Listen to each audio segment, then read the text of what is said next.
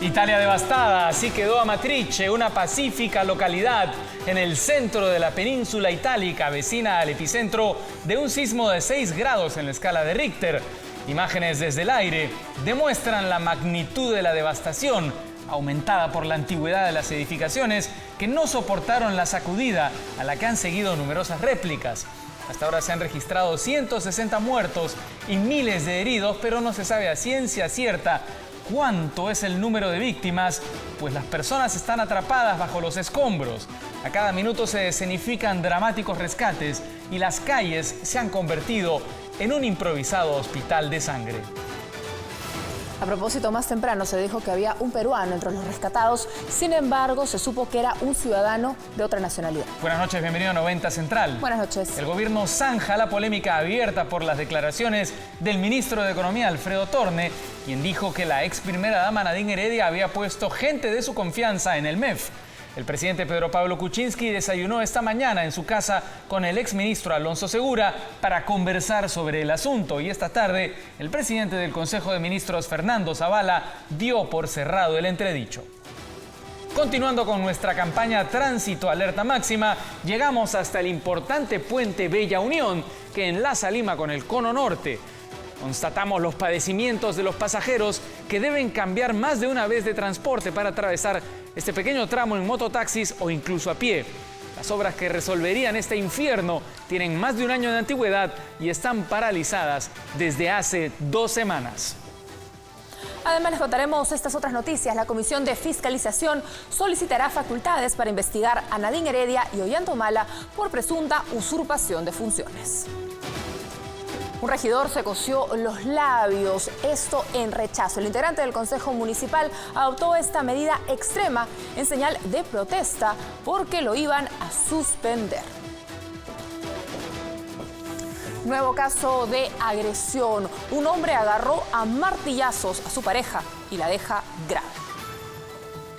Se acabaron las conversaciones. El gobierno de Colombia y las FARC anunciaron el fin de las negociaciones y llegaron a un acuerdo definitivo.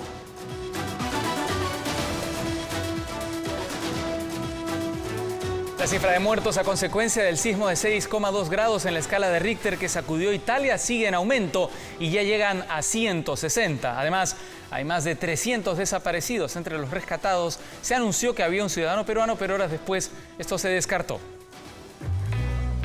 El panorama era desolador. Casas derrumbadas, familias desesperadas buscando a sus hijos y hermanos. Nada parecía haberlos soportado.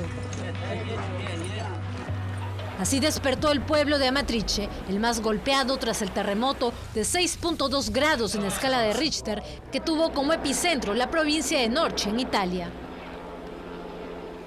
Fue en horas de la madrugada que el violento sismo, que se sintió en toda la zona centro del país, sorprendió a los italianos, quienes ahora hacen lo posible por sobrevivir.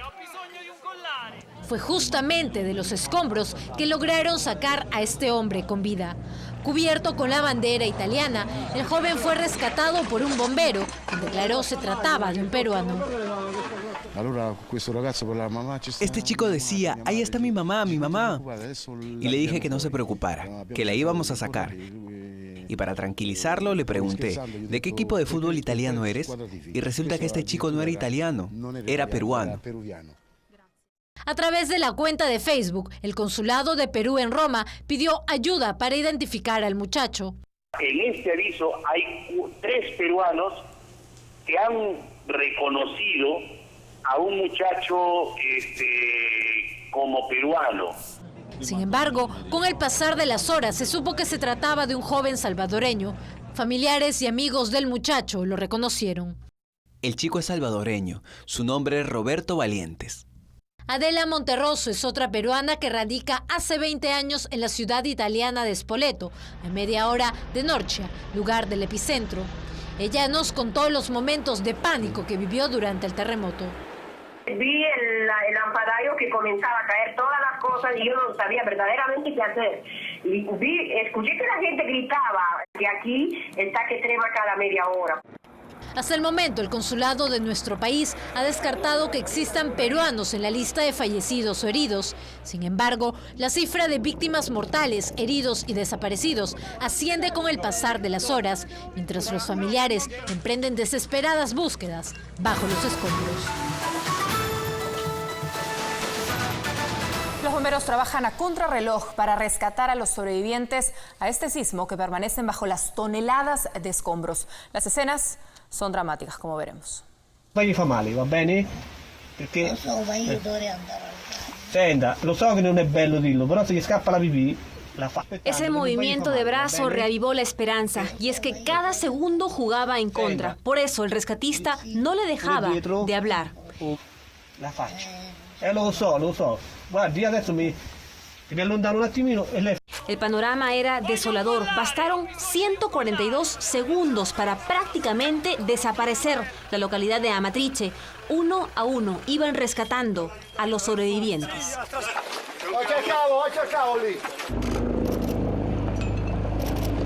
Aspetta. Chi è? La sorella, ecco. Era su esposo quien iba en esa camilla. Come si sente adesso, Patrizia? Meglio? Cientos de rescatistas colaboraron en los trabajos. En minutos, las calles de Amatrice se convirtieron en pasillos de hospital.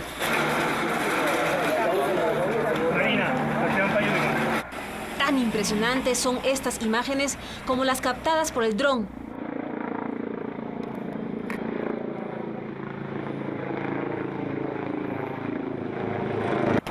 Y pensar que unas horas antes, Amatrice era una ciudad turística y de vistosos bailes. En las calles se vivía la celebración del pueblo, habían risas y aplausos. Y hoy, otra es la historia. Hay más de 300 desaparecidos. Las probabilidades de encontrar sobrevivientes cada vez son más escasas. Pero como bien dicen, lo último que se pierde es la esperanza. El presidente Pedro Pablo Kuczynski expresó su solidaridad con las víctimas del terremoto de Italia a través de su cuenta en Twitter. Él publicó el siguiente mensaje: mis condolencias al pueblo de Italia y la comunidad de peruanos que fueron afectados por el terremoto. Les deseo una pronta recuperación. Por supuesto, diversas personalidades del mundo también se solidarizaron con el pueblo italiano. Tras el terremoto que ha sacudido a Italia, el Papa Francisco hizo un alto en sus actividades y pidió rezar por las víctimas del sismo en la Plaza San Pedro. No puedo dejar de expresar mi gran dolor y mi cercanía a todas las personas que se encuentran en las zonas afectadas por el terremoto. Esta tragedia no ha sido ajena para las autoridades, como el presidente de Bolivia, Evo Morales, quien a través de su cuenta de Twitter expresó su solidaridad con los pueblos afectados. Desde Bolivia transmitir nuestras sinceras condolencias y solidaridad con el hermano pueblo de Italia y las familias víctimas del terremoto. El mandatario de España, Mariano Rajoy, también mostró su apoyo a Italia. Italia cuenta con la solidaridad y el cariño del pueblo español en un difícil momento tras este devastador terremoto. Mi sentido pésame. Por la misma red social, la cantante italiana Laura Pausini se pronunció. Italia, tierra mía, deseo haber estado ahí y estoy con todo mi corazón y mis oraciones. Laura. Otros cantantes como Alejandro Sanz, Ricardo Montaner e incluso Don Francisco expresaron su pesar por esta tragedia. Al igual que el italiano Eros Ramazzotti, quien en su cuenta de Facebook compartió un número para recaudar fondos y ayudar a los damnificados. El jefe del gabinete, Fernando Zavala, dio por superados los entredichos que surgieron entre el ministro de Economía, Alfredo Torne, y su antecesor, Alonso Segura, por una supuesta injerencia de Nadine Heredia en el MEF. Horas antes, Segura desayunó con Pedro Pablo Kuczynski. Llevando un libro y una bolsa blanca, el exministro de Economía, Alonso Segura, llegó hasta la casa del presidente Pedro Pablo Kuczynski. Durante media hora se reunieron en un desayuno cordial que había sido anunciado por el mandatario. La conocida repostera Sandra Plevisani también llegó y tan solo estuvo unos minutos en el domicilio del presidente. Recordemos que el fin de semana el actual ministro de Economía, Alfredo Torne, señaló que su antecesor no solo mantenía reuniones con la ex primera dama, Nadine Heredia, sino que fue ella quien designó a gente de su confianza para que trabajara en el ministerio. Pero luego, a través de sus redes sociales, Torne señaló que no tenía pruebas para demostrar la injerencia de la presidenta del Partido Nacionalista en su sector. En la previa, Segura le pidió a su sucesor que se retracte o muestre la supuesta lista. Al parecer, tras el desayuno, hubo humo blanco en la casa de PPK. Aunque ambos se fueron sin dar declaraciones, así lo anunció el jefe del gabinete, Fernando Zavala. Nosotros damos por zanjado ese tema y la verdad nos enfocamos en los temas de futuro. Es así como el Ejecutivo trata de ponerle punto final a un tema que le fue espinoso esta semana. En tanto, el ministro de Economía, Alfredo Torne, se presentó ante la Comisión de Presupuesto del Congreso. Los parlamentarios aprovecharon la oportunidad para cuestionarlo por la reunión que sostuvo el presidente Pedro Pablo Kuczynski con su antecesor, Alonso Segura. De repente le quitó el piso, porque al final no sabemos si es el ministro Segura o es usted el ministro ahora. Que los que pasan por Choquehuanca, los tumores ahí lo piden embajada siempre. Cuidado que lo premien. A mí me preocuparía aún más, señor ministro, que termine de ministro de Economía. Fue una sesión llena de ironías, pero no la propuesta de la ley que presentó el ministro de Economía Alfredo Torne. Más bien, la puntería de los congresistas de la Comisión de Presupuesto estuvo dirigida a la reunión que tuvo el presidente Pedro Pablo Kuczynski con el exministro Alonso Segura. Estamos muy preocupados porque estamos hablando del hombre que maneja las finanzas. Es una mala señal de que apoya a un ministro desastroso y no apoya debidamente a su propio ministro. Aunque al principio lo tomó con buen ánimo y hasta se rió con los comentarios de algunos parlamentarios, al final Torne cambió de semblante. Estuvo a punto de explayar sobre la presunta intromisión de Nadine Heredia en la gestión pasada de la cartera que ahora dirige, pero el congresista Justiniano Apaza, ex nacionalista, lo interrumpió.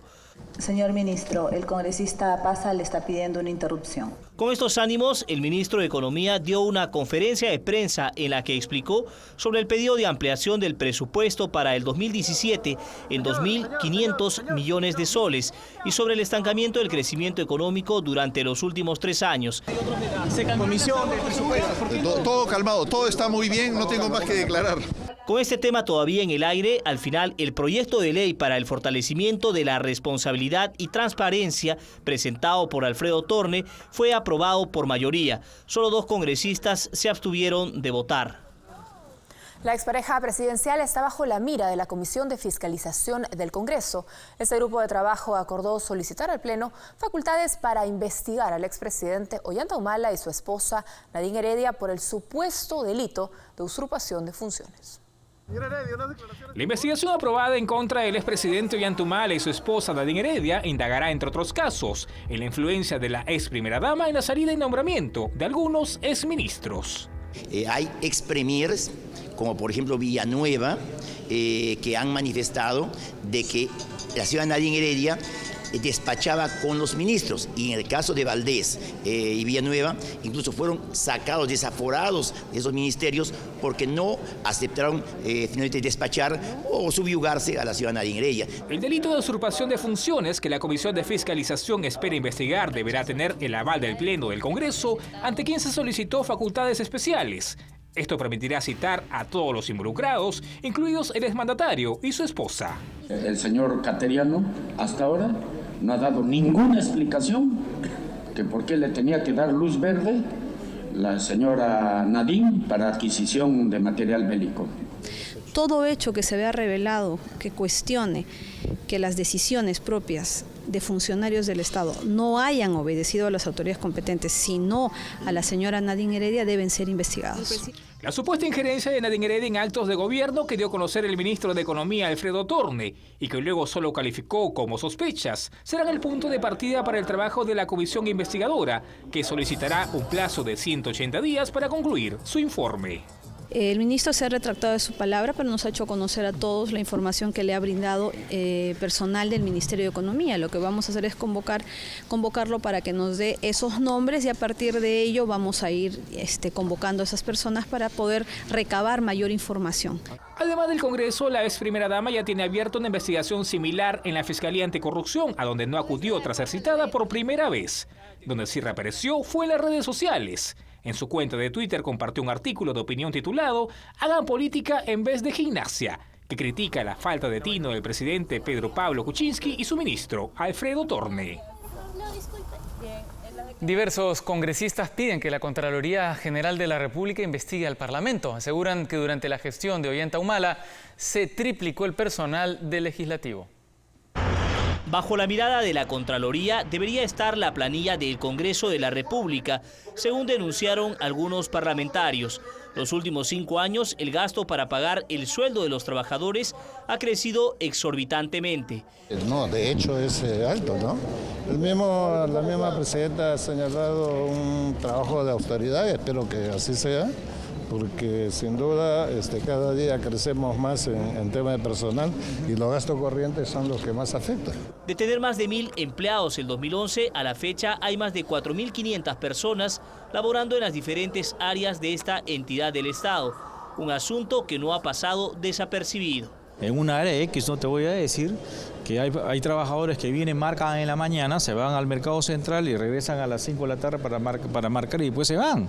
Entonces, ¿cómo vas a estar pagando a gente que se esconde, que se va? Actualmente el presupuesto del Congreso de la República es de 600 millones de soles. De este monto, una parte es usada para pagar las remuneraciones de auxiliares técnicos y asesores. Yo lo que creo es que hay que poner más eficiente, hay que hacer todo un trabajo de reingeniería administrativa y gerencial. Pero no solo es el Poder Legislativo. Hace unos días la ministra de Desarrollo e Inclusión Social reveló que en su cartera hay un exceso de planilla. La ministra de Salud también hizo lo propio con su despacho. El Contralor de la República, Edgar Alarcón, le respondió al presidente Pedro Pablo Kuczynski que le acusó de ser una traba potencial para su gestión. Fue tras su presentación en el Congreso para informar sobre el alcance de las investigaciones de su institución. Se ha hablado mucho que nosotros entorpecemos, trabamos. No, señores, no somos ninguna traba y esos comentarios sí los rechazo rotundamente. El Contralor Edgar Alarcón se sacudió así de las críticas del presidente Pedro Pablo Kuczynski, quien lo acusó de ser una traba potencial a los grandes proyectos que debe poner en marcha el nuevo gobierno. Además, advirtió que no cambiará su estilo y función, que dijo, es de prevenir potenciales actos de corrupción. Yo me voy a mantener en la nueva forma de actuación de la Contraloría, mano dura a la corrupción y eso sí, reconocimiento al funcionario honesto. Durante su presentación en la Comisión de Fiscalización, Alarcón fue respaldado por todos los integrantes de este grupo de trabajo, incluso del oficialismo. Vamos a tener que acompañar al Contralor a ver cómo hace para defenderse, ¿no? Porque va a haber una lucha, van a tratar ahí de hostigarlo, no sabemos qué. Nosotros queremos resultados, señor Contralor.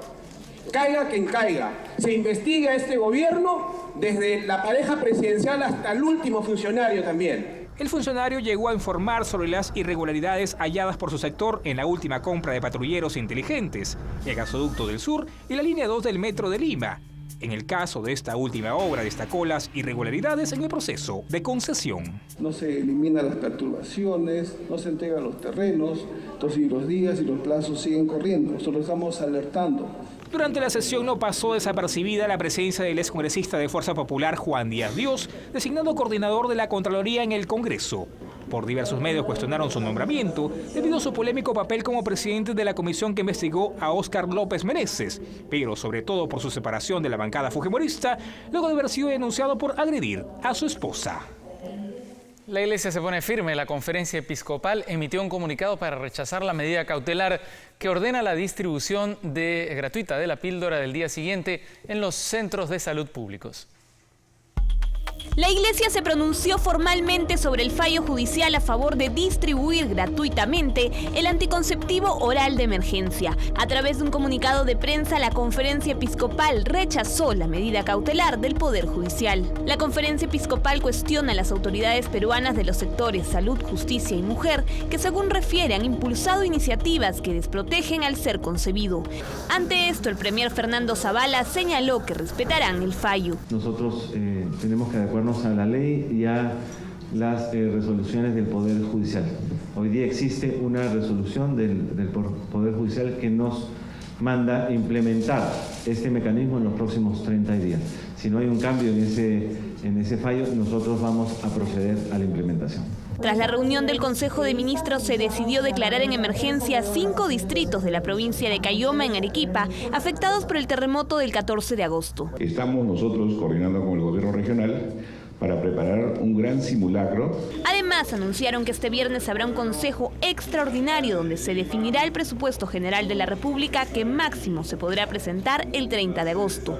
También se verá el proyecto de ley que pedirá facultades legislativas al Congreso. Al ser consultado, el Premier mostró su preocupación por la situación y críticas al Contralor Edgar Alarcón. Lo que me ha encargado el presidente de la República es que me reúna con el Contralor para identificar aquellos temas que nosotros creemos no están funcionando, también recibir los comentarios de parte del Contralor. En otro momento, Zavala negó que el proyecto de ley enviado por el Ejecutivo sobre la modificación de la ley concursal sea una ley que solo beneficie a Doherrán. Sabemos que se ha presentado una propuesta también de otro partido político. Esperamos que se llegue a un acuerdo. La Junta de Portavoces acordó que este jueves se debata en el Pleno del Congreso el proyecto del Ejecutivo y del Fujimorismo. Zavala además anunció que este fin de semana el presidente viajará con los ministros a Tacna y para el 1 y 2 de septiembre se planea en Lima la primera reunión del mandatario y su gabinete con los gobernadores regionales. ¿Y cuánto le cuesta al Estado la adquisición de la píldora del día siguiente? ¿Cuántas mujeres tomaron el anticonceptivo oral de emergencia antes de que se suspendiera su distribución gratuita en nuestro país? El exministro de Salud, Óscar Ugarte, nos resuelve esta y otras preguntas. Fueron casi 204.000 peruanas las que tomaron la píldora del día siguiente proporcionada por el Estado entre los años 2005 y 2009. La población más beneficiada fue la de bajos recursos. En el caso de Lima, principalmente la demanda venía en los conos. Comas, Caraballo, San Juan del Urigancho, Villa El Salvador, Villa María del Triunfo, es decir, en las zonas de población de menores recursos. Según el exministro de Salud, Óscar Ugarte, este anticonceptivo oral de emergencia se utilizó mucho más en las regiones Huancavelica, Ayacucho y Puno.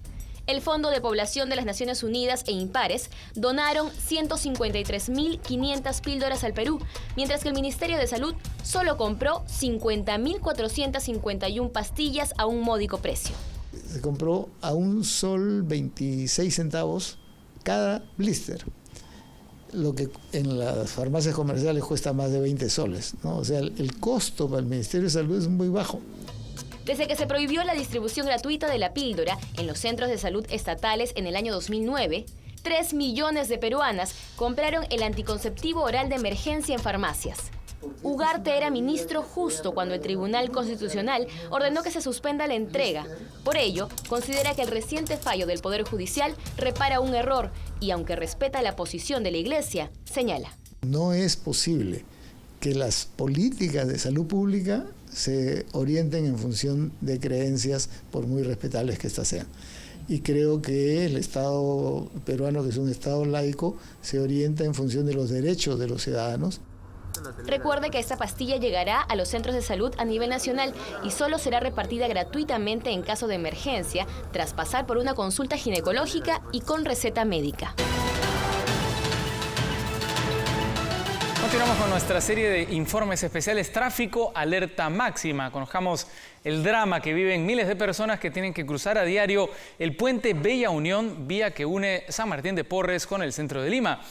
Tienen que caminar varias cuadras y hacer 1000 peripecias para hacer el transbordo y evitar la congestión vehicular en la zona. ¡Mira! ¡Casi se choca! Aquí el más vivo es el más imprudente. Hasta los peatones tienen que ponerse a buen recaudo. Ante el más mínimo descuido, podrían ser atropellados. Es la avenida Universitaria en el distrito de San Martín de Porres. Y es aquí donde las leyes de tránsito ya no importan. Los vehículos solo quieren evitar el intenso tráfico. Estamos en la avenida Perú, son más de las 10 de la mañana y la hora pico ya terminó. Sin embargo, la congestión vehicular en este punto todavía permanece debido al cierre por la obra del puente Bella Unión. Y es precisamente para evitar este caos vehicular que los peatones han creado su propia ruta para salir de este laberinto de combis y buses que termina por afectarles el bolsillo.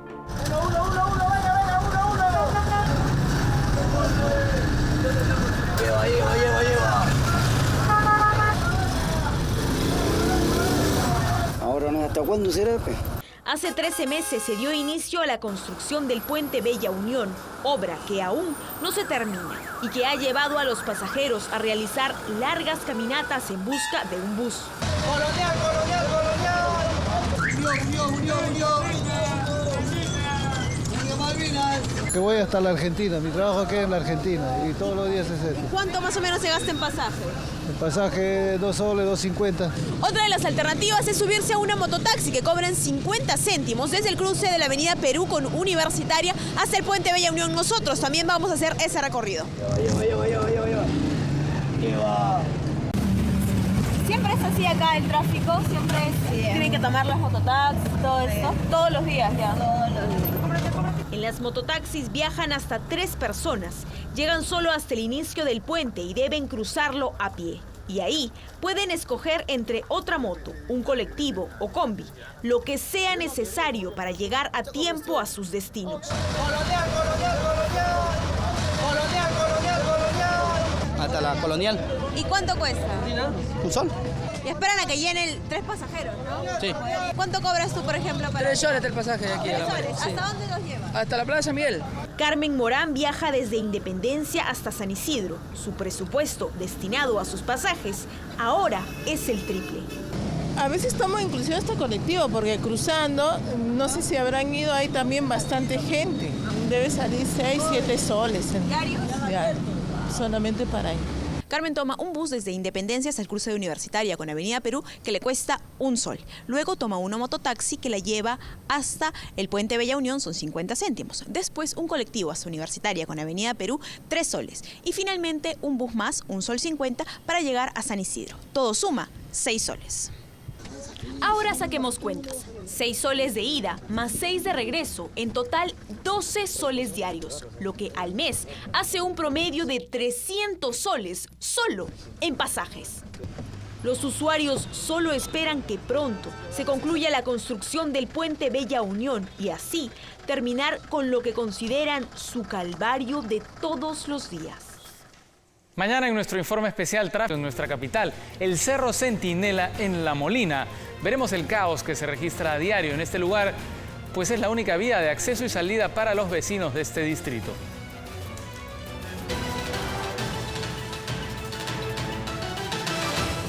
Nuevamente se prorrogó el estado de emergencia en el Callao. Durante la reunión del Consejo Regional de Seguridad del Primer Puerto, el ministro del Interior, Carlos Basombrío, y las autoridades chalacas acordaron ampliar por 45 días más el estado de emergencia que rige en la región desde diciembre del 2015. Esta es la 6ª vez que se prorroga el estado de emergencia en el Primer Puerto.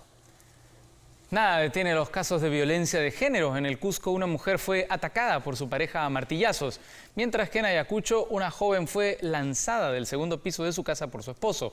Ambas se debaten entre la vida y la muerte. Yo lo voy a asegurar hasta el final. Me comprometo, ojalá que Dios me apoye, mi suegro que está arriba. Yo me comprometo por mi hija, por mi esposa, por mi familia.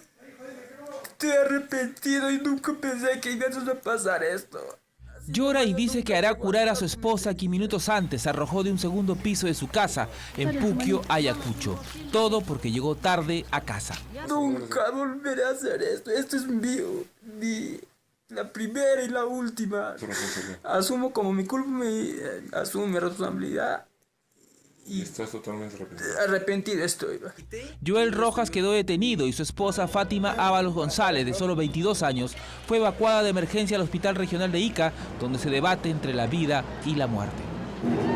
No habla para nada, su cabeza como no come, llena, estaba botando amarillo. En Cusco la escena se repitió para esta mujer. Marlene Quenta Romero, de 42 años, está grave en un hospital luego de recibir varios martillazos de su pareja con quien discutió. Marcelino Collana Quispe, autor del salvaje ataque, también fue internado en el hospital al tener un corte en la cabeza que le infligió su víctima cuando se defendía. el hombre será juzgado por intento de feminicidio. Pero sí está bien grave. Bien grave. Su riesgo es un riesgo alto, delicado, para que se necesite realizar operaciones. Distante a cientos de kilómetros, tanto Fátima Ábalos, cuyo esposo la arrojó del segundo piso, o Marlene Quenta, a quien su pareja la masacró a golpes con un martillo, ambas viven la misma pesadilla y luchan por sus vidas. Y un caso macabro nos lleva a Huánuco. Una joven fue asesinada y luego le quitaron los órganos. Según los vecinos, ya son al menos 3 los crímenes de este tipo en la zona. Queremos justicia y no impunidad. Temor e indignación era el sentimiento de los pobladores de Zúngaro, en Huánuco. Ellos estaban aterrados por el hallazgo del cuerpo de la joven Rosabel Granizo, quien fue asesinada y luego le retiraron los órganos. Ya tenemos temor de nuestros niños, de nuestros vecinos, de que pueda suscitar de vuelta este tema muy lamentable que ha pasado, ¿no? Esta matanza. La última vez que fue vista con vida Rosabel fue el pasado 7 de agosto, cuando abordó una mototaxi roja y se dirigía a la casa de sus padres a recoger un dinero. El cuerpo de la muchacha fue encontrado mutilado y sin la mayoría de sus órganos internos. Su familia de escasos recursos la enterró de esta manera sin ninguna lápida. Solo unas velas apagadas indicaban que ahí estaba su cuerpo. La tercera víctima en lo que va del año de este tipo de asesinatos y sustracción de órganos en esta zona del país. Queremos justicia y no impunidad. Esta tarde se suspendió la audiencia del juicio que se le sigue a José Luis Salas, chofer de la empresa Soyuz, que en el 2013 asesinó a su expareja. El abogado del acusado asegura que no se trata de un feminicidio. Veamos cuál es su argumento. No se ha probado que haya existido feminicidio. Y a cualquier jurista especializado pregúntele si supera el filtro de feminicidio. No hay. Así como lo escuchó, para el abogado de José Luis Salas Santiago, el ex chofer de Soyuz, acusado de haber asesinado a su entonces pareja, la terramosa Ana Carolina Valle Hernández. Su caso no se trata de un feminicidio. Él no dijo que lo ahorcó, él dijo yo la he matado por los golpes, pensó que la había matado por los golpes. Durante la audiencia realizada en el penal de Lurigancho, las hermanas de la víctima, quien fue hallada enterrada en el kilómetro 138 de la Panamericana Sur en Chincha en agosto del 2013, no podían ocultar su malestar al escuchar la defensa del acusado. Sí la golpeé, reconozco, quizás soy un cobarde, un canalla, lo peor, pero entiéndame, doctor, cómo me sentí en ese momento y por eso reaccioné así la golpeé. Y la bajó de esa manera. Así, escalón por escalón. Totalmente indignante la forma como este abogado ha dado su alegato. Ha manchando la dignidad de mi hermana. Además, el abogado intentó justificar por qué su patrocinado habría actuado de manera violenta. Porque es un hombre y reaccionó así. Al final dice que su patrocinado debe ser absuelto, ¿no? Porque es inocente, porque no ha cometido feminicidio agravado. Pero también dice, podría ser homicidio simple. La audiencia fue postergada hasta este viernes 26. Está en manos del Poder Judicial determinar si José Luis Salas Santiago recibirá la pena máxima de 35 años de cárcel, más una reparación civil de 80.000 soles, como lo ha solicitado la Fiscalía. En Piura, una niña fue internada de emergencia luego que se descubriera que tenía en su estómago una enorme bola de pelo. Pesaba 3 kilos. Los especialistas indicaron que la niña sufre del síndrome de Rapunzel. Los médicos actuaron con rapidez para operar a esta niña de solo 14 años. La mitad de su vida tuvo una mala costumbre, comerse sus cabellos. Ello provocó que en su estómago los médicos hallaran una bola de pelos de 3 kilos de peso. Lo escuchó bien, 3 kilos de peso, más grande que un bebé recién nacido. Se comía su cabello. ¿Desde cuándo viene haciendo eso? Yo cuando estaba pequeñita me gustaba chuparse el pelo. Los médicos de Sullana, en Piura, lograron retirar la enorme bola de pelos a la niña que sufre el síndrome de tricofagia o síndrome de Rapunzel, una adicción a comer su propio cabello y así calmar su ansiedad. Vi que estaba comiendo su cabello, me digo, no te vas a comer tu cabello porque te va a hacer daño. Me dice, no mami, le comenzó hace un mes atrás, le comenzó un fuerte dolor. La niña será sometida a un tratamiento psicológico para evitar una recaída en esta peligrosa adicción de comer sus cabellos. Hoy es un día histórico para Colombia. El gobierno y la guerrilla de las FARC le pusieron fin a los diálogos por la paz, logrando un acuerdo final tras casi 4 años de negociaciones. El anuncio fue hecho en La Habana, Cuba, país garante del proceso donde se hicieron las conversaciones. Se lograron acuerdos en temas claves como la participación de los rebeldes en política, la lucha conjunta contra el narcotráfico, el resarcimiento de las víctimas, un blindaje jurídico además del abandono de las armas.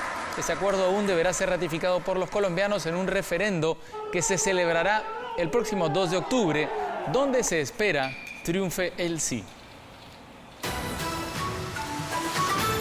Regidor se cose los labios en protesta porque Consejo Edil lo iba a sancionar por hacer críticas a la gestión municipal. Por tercera vez consecutiva, un perrito es elegido alcalde con el 70% de los votos. Tercer día de la selección en el Cusco, aclimatándose para el encuentro con Bolivia. Gareca confiado en no obtener un triunfo.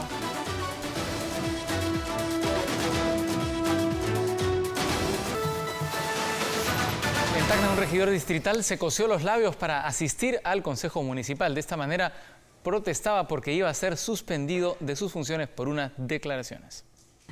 Llega con la boca totalmente tapada, con señal de protesta, porque ya que el día de hoy van a tocar su suspensión. El regidor de la Municipalidad Distrital de Gregorio Albarracín, en Tacna, se presentaba así a la sesión del Consejo Municipal, en donde iba a ser sancionado por haber declarado a la prensa. El municipio consideró como una falta grave las declaraciones que Luis Abanto Morales realizó a los medios de comunicación. En ellas aseguró que estaría siendo víctima de un seguimiento a través de las cámaras de seguridad de la municipalidad. Salimos a los medios de comunicaciones a denunciar algunas cosas, inmediatamente nos abren con el proceso de disciplina. Entonces eso se indica a que uno no hable, no diga nada. Pese a que el regidor permanecía en la sesión con los labios sellados con hilo para coser zapato, sus colegas continuaron con la misma. Ahí, con 7 votos a favor y 4 en contra, Luis Abanto fue suspendido de su cargo por un plazo de 30 días, ya que según el reglamento interno del municipio, atentó contra la imagen de la comuna. ¿Cree que lo quieren suspender, lo quieren bajar? Buscan su suspensión por 3 meses. Aseguró que pese a su castigo, nadie podrá callarle la boca. Ya está con nosotros Gustavo Barnechea, que nos trae la información deportiva. Gustavo. Buenas noches. ¿Cómo están? Muy buenas noches. Llegó Yosimar Yotun a integrarse al equipo peruano que está entrenando en Cusco para los próximos partidos de eliminatorias. Tercer día de entrenamiento de la selección peruana en Cusco, que empezó con una curiosidad, puesto que el volante del Malmo sueco Yosimar Yotun aterrizó en el aeropuerto Velasco Astete y no hubo quien lo reciba, por lo que pasó algunos minutos esperando en una sala. Yotun confía en que la aclimatación en altura rinda frutos. Creo que en la altura la pelota corre mucho más rápido. Ya hemos tenido la experiencia en 2012 de hacer una aclimatación aquí con Cristal, así que y nos fue bien, esperemos que esta no sea la ocasión. Ricardo Gareca quiere que Perú llegue en las mejores condiciones al duelo ante Bolivia, por lo que ordenó entrenar con el balón que se utilizará en el estadio Hernando Siles de La Paz. Todos se hablan de la pelota, o sea, es una pelota redonda, así que todos tenemos que adaptarnos a la pelota porque no tiene que ser excusa para nosotros para ir a jugar allá en Bolivia. Como parte de la aclimatación, Gareca dividió los entrenamientos en 2 grupos, uno de los cuales enfrentó a la reserva del Real Garcilaso. Pasamos a la otra selección, la que sí está acostumbrada a ganar y hoy lo demostró, venciendo a Venezuela por 3-0 en el inicio del Campeonato Sudamericano Sub-18, que es clasificatorio para el Mundial de la categoría. La selección peruana de vóley derrotó por 3-0 a su similar de Venezuela en el marco del Sudamericano Sub-18 que se desarrolla en el Coliseo Bonilla de Miraflores. El equipo, dirigido por Marcos Queiroga, salió decidido a resolver rápido el cotejo. En un inicio se mostraron algo nerviosas, cediendo puntos, pero finalmente se impusieron por 25-16. El segundo set tuvo como protagonistas totales al Sexteto Nacional ganando por 25-12, con nulas muestras de reacción en el equipo veneco. El tercer juego ya no tuvo resistencia venezolana, que se inundó en errores, costándole la derrota. Ahora las Matarositas enfrentarán este jueves a Uruguay en el Coliseo Bonilla a partir de las 5 de la tarde en una transmisión exclusiva de Latina. Real Garcilaso empezó muy mal su participación en la Sudamericana, terminó empatando el partido. Vamos a ver imágenes de este encuentro contra el Palestino de Chile. El equipo chileno a los 15 minutos ya ganaba 2-0 con los tantos de Benjamín Vidal y Leonardo Valencia. Tuvo que esperar hasta la llegada de Marcio Valverde, como siempre el mejor definidor del equipo cusqueño, para poner el 2-1. Iván Santillán pondría el empate a 5 minutos del final, como sufrió Garcilaso cuando el Flamengo también en esta presentación tuvo una derrota frente al Figueirense. Estuvo Paolo Guerrero, pero sufriendo muchísimo en este compromiso. Rafael Moura y Alan Patrick marcaron los primeros. Ahí están las imágenes de nuestro Garcilaso, que sufrió terriblemente, ¿no? Es impresionante cómo sufren, y ahora se habla de los equipos de altura, pero cómo sufren incluso de locales en participaciones internacionales. Bueno, vamos a dejar ahí el fútbol internacional por un momento, ya volveremos a verlo de Universitario, pero lo más importante no ocurrió en la cancha, sino fuera de ella. Los hinchas de la U, de Alianza, de Municipal y Municipal pidieron que se les permita volver con banderas a los estadios. En un hecho sin precedentes, barristas de Alianza Lima, Universitario, Sporting Cristal y Deportivo Municipal se reunieron para pedir que se derogue la nueva ley que impide el ingreso de banderolas e instrumentos a los estadios de fútbol, en pos de traer nuevamente la fiesta a las tribunas. La sociedad, que el gobierno nos escuche, ¿no? Que sí podemos hacer cosas buenas, que sí podemos cambiar y podemos hacer cosas que otras veces no se han visto, ¿no? Como juntar a todas las hinchadas juntos y poder caminar por un solo objetivo. La reunión contó además con el apoyo de los futbolistas Leao Butrón, Diego Guastavino y Masakatsu Sawa, quienes se sumaron a la causa por el bien del espectáculo deportivo. Por un tema de fiesta, por un tema de derecho de fútbol, deben dejar y permitir pues, los instrumentos y las banderolas, que son parte de la fiesta importante de fútbol, ¿no? Así que bueno, esperemos que desde ahora en adelante pueda cambiar eso, por el bien del fútbol, por el bien de todos, ¿no? Que vuelvan la familia al estadio, que se pueda ver un clásico con las dos hinchadas, así que son cosas para mejorar y hoy creo que es un mensaje muy bueno. Que vuelvan la fiesta de la tribuna. Definitivamente el fútbol tiene una pasión, las banderas no matan a nadie. Universitario de Deportes se empató contra el Comerciantes Unidos. Este tanto de Raúl Tito abrió la cuenta para los cremas, que después verían cómo tras este penal empataría Carlos Pérez. El partido por la Liguilla B, donde Universitario no camina tan bien, pero en fin, ahí están los cremas con todo lo que han hecho a lo largo del año. Este es el partido entre Ayacucho y San Martín. Jesús Arrieta lograba, aprovechando esta mala salida del arquero, el 1-0. Y terminaría empatando el cuadro de San Martín, en tanto de Cristian Ortiz. Y bueno, les cuento que lo de Garcilaso fue finalmente absuelto por la Federación Peruana de Fútbol. Podrá seguir en el campeonato. Aquí los deportes, muchas gracias. Las gracias a ti, Gustavo, por la información deportiva. Vamos a hacer ahora una pausa. Y les vamos a contar de este perrito. Respeto a la autoridad, porque es nada menos que alcalde.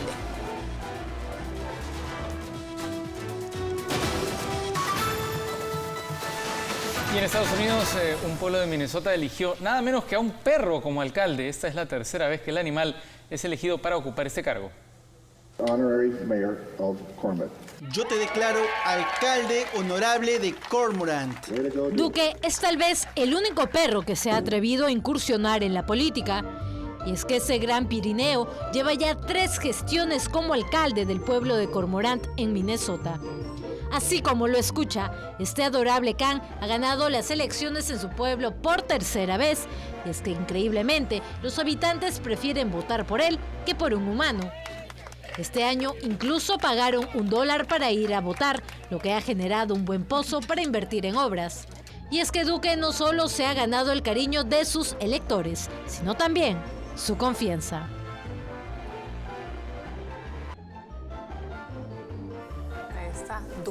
Bueno, seguramente será más inteligente que muchos alcaldes. No, de todas maneras. Y sin ningún problema de corrupción. Eso también es sumamente fiel.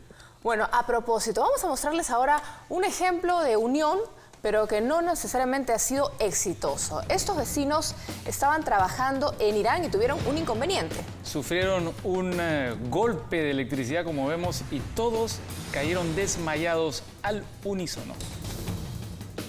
Parece como en El Chavo, ¿te acuerdas cuando se electrocutaban todos de la manito con el poste? Así terminamos 90 Central. Muchas gracias por acompañarnos. Nos volvemos a ver el día de mañana. Se queda ahora con La Noche es Mía. Las noticias no descansan. 5 de la mañana, 90 matinal. Buenas noches. Buenas noches.